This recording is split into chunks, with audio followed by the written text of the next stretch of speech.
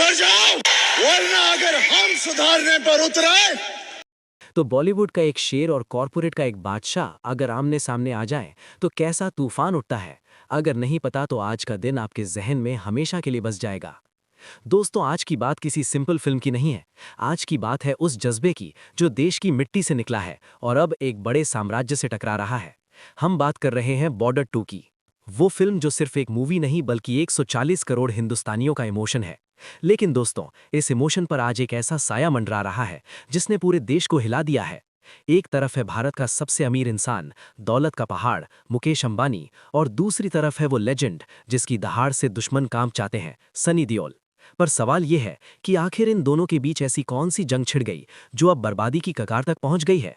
दोस्तों, असली कहानी शुरू होती है बॉर्डर 1 से। याद कीजिए वो साल 1997 जब बॉर्डर रिलीज हुई थी। वो फिल्म नहीं थी, वो एक इतिहास था।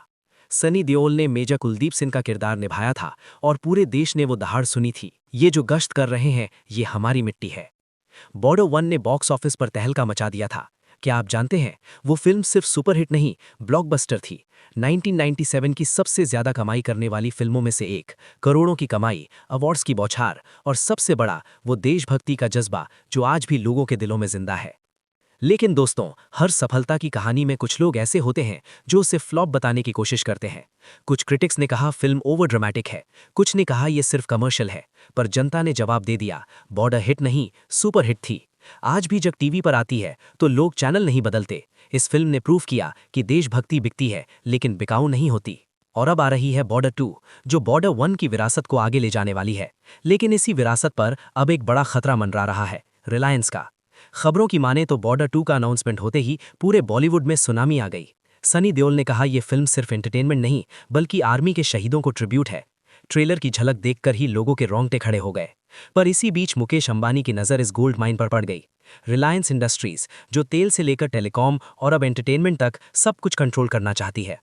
सोर्सेज बताते हैं कि अंबानी चाहते थे बॉर्डर 2 के सारे राइट्स, डिस्ट्रीब्यूशन, डिजिटल, ओटीटी सब उनके जियो प्लेटफॉर्म के पास आ जाएं। उन्होंने सनी देओल के सामने एक ऐसी डील रखी जो किसी को भी ललचा दे, अरबों रुपए, ग्लोबल रिलीज, प्रमोशन का वादा। लेकिन अंबानी भूल गए कि सामने कोई ऑर्डिनरी एक्टर नहीं बल्कि एक योद्धा खड़ा है। सनी देओल ने साफ मना कर दिया। उन्होंने कहा यह फिल्म देश की है, मैं इसे किसी कॉरपोरेट की जेब में नहीं डाल सकता। बस यही वो पल था जब जंग शुरू हो गई। कॉरपोरेट दुनिया में ना सुनना उनकी डिक्शनरी में नहीं होता। और फिर वो धमकी जो सोशल मीडिया पर वायरल हो रही है, ये फिल्म अगर मेरे हिसाब से नहीं चली तो मैं इसे रोक दूंगा। पर सनी देओल का जवाब आज हर हिंदुस्तानी के दिल में गूंज रहा है, पैसों से आप दुनिया खरीद सकते हो लेकिन देश का जज्बा नहीं। और दोस्तों, यहीं से कहानी सिर्फ फिल्म की नहीं रही, ये हो गई पैसा वर्सेस जज्बा, कॉरपोरेट वर्सेस जनता, सिस्टम वर्सेस शेयर। आज बॉर्डर 2 सिर्फ एक फिल्म नहीं रही, ये एक मूवमेंट बन चुकी है। स्कूलों में बच्चे डायलॉग्स बोल रहे हैं, फौज के जवान इसे देखकर गर्व महसूस कर रहे हैं, हर घर में इसकी बात हो रही है। सनी देओल ने दिखा दिया कि जज्बा सबसे बड़ी ताकत है। बॉर्डर 1 ने देशभक्ति सिखाई, बॉर्डर 2 ने सिस्टम से लड़ना सिखाया। तो दोस्तों, ये थी पूरी कहानी, border 2 versus Reliance, Ambani versus Sunny Deol, पैसा वर्सेस जज्बा। और जीत किसकी हुई? जनता की, जज्बे की, देश की।